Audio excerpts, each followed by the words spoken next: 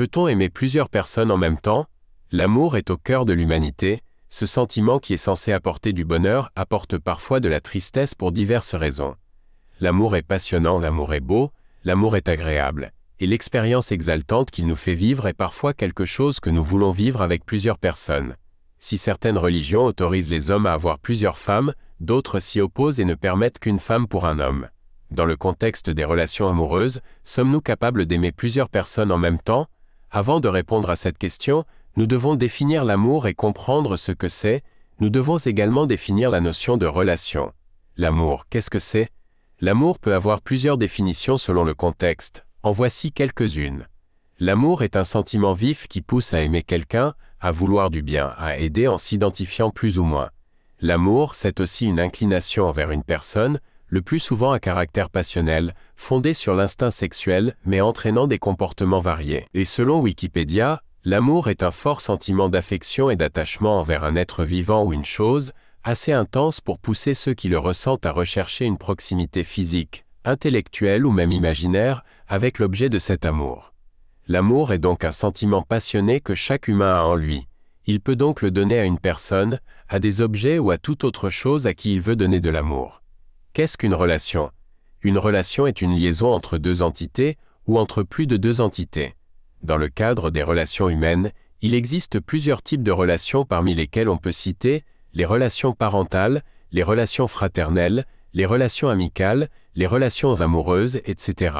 Si vous vous limitez aux définitions strictes de l'amour et de la relation, la réponse à la question « Peut-on aimer plusieurs personnes en même temps ?»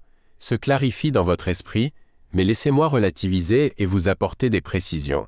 Selon les cultures et les croyances, comme je l'ai évoqué pour les religions par exemple, dans le cadre des relations amoureuses, les positions varient, certains défendent l'idée de pouvoir aimer plusieurs personnes et d'autres n'y croient pas. L'amour est un actif, c'est un bien que chacun possède, tout être humain possède en lui de l'amour et il décide de le donner ou pas, c'est une réalité qu'il faut concevoir et accepter.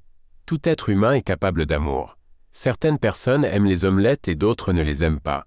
Vous pouvez aimer une personne qu'une autre personne n'aimera pas. Vu comme ça, aimer semble être une décision.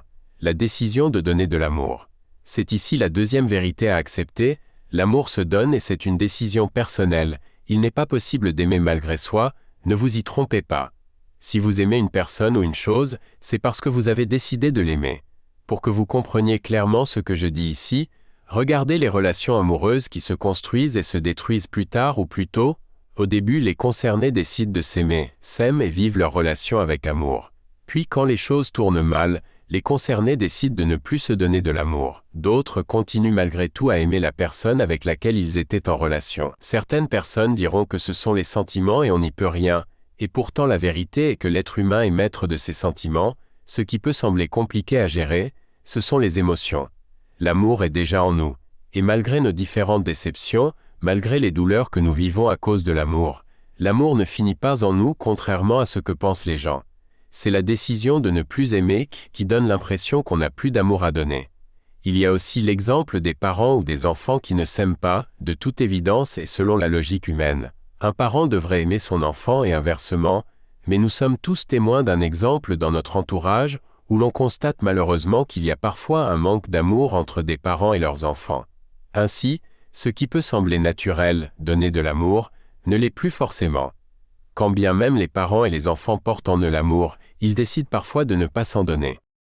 Cependant, nous constatons qu'un enfant est capable de donner de l'amour à ses deux parents et aussi à ses frères et sœurs. Je prends cet exemple pour répondre à la question initiale. Si nous regardons les choses de ce point de vue, nous constatons ensemble de manière évidente qu'il est possible d'aimer plusieurs personnes en même temps. Et très certainement vous vous dites, mais ce n'est pas la même chose dans une relation amoureuse, et c'est là que je dois vous instruire. Vous devez comprendre indépendamment les unes des autres les notions suivantes. Amour, relation, conviction, croyance, foi, morale. Ma démarche est philosophique, donc scientifique et factuelle. Nous avons vu que l'humain est capable d'amour et peut décider de donner de l'amour à une ou plusieurs personnes, indépendamment de la relation. Et nous avons aussi vu que l'humain peut avoir plusieurs relations, à des personnes ou à des choses. Sur cette base, il est possible dans plusieurs relations de donner de l'amour à plusieurs personnes. Là où les choses deviennent discutables, c'est quand on fait intervenir les convictions personnelles, les croyances personnelles et la morale. Mais en intégrant la morale, on tombera indéniablement dans les jugements, je ne tiens donc pas compte de la morale. Comme vous pouvez le remarquer, l'amour et la relation sont des notions qu'on peut qualifier d'objectives, mais la conviction, la croyance et la foi sont plutôt subjectives. Ce qui est subjectif est propre à chacun.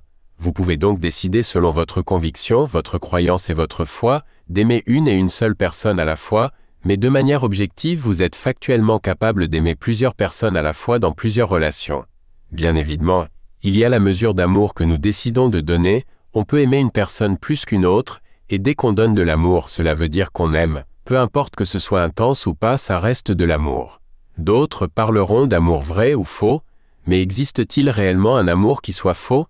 Si vous répondez oui à cette question, alors ce à quoi vous faites allusion n'est pas de l'amour. C'est une autre chose à laquelle vous devez trouver un autre nom. L'amour est pur et vrai dans son essence même. Il ne peut donc pas être faux. Vous êtes capable d'amour. Alors donnez de l'amour selon vos convictions tout en sachant ce que c'est. L'instructeur du monde.